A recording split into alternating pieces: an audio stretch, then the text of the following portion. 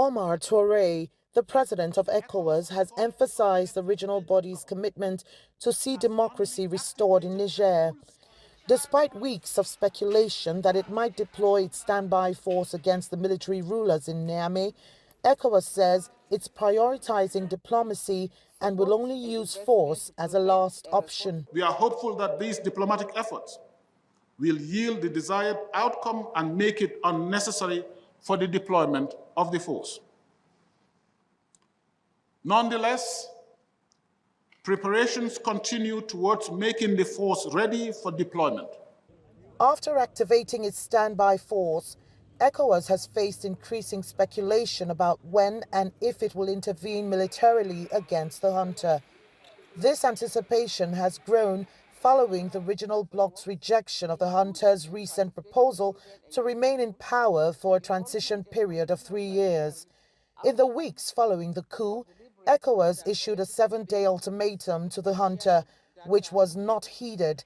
Since then, the organization has engaged in a series of diplomatic activities to restore peace in Niger.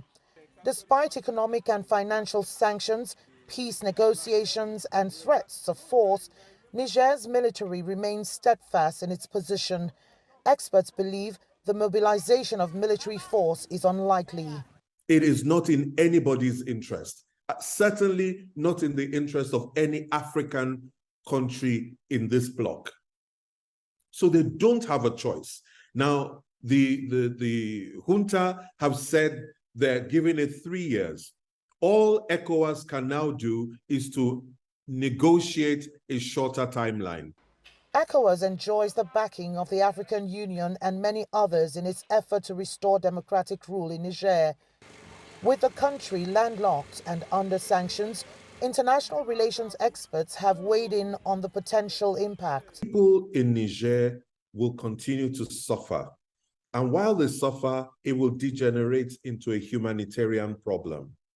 And when there's a humanitarian problem, the people are not going to wait around in Niger. They will start to march. They will leave Niamey and they're coming to northern Nigeria. They're going to other countries in the region. We're going to have a huge number of people who will be displaced. Meanwhile, in response to rising tensions over military interventions, Niger's military rulers demanded the French, German, Nigerian and U.S. envoys leave the country within 48 hours.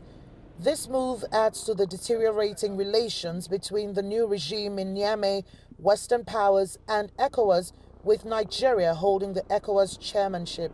But despite the challenges, ECOWAS remains steadfast in its commitment to using military intervention as a last resort. Kelechi Emekalam, CGTN Abuja, Nigeria.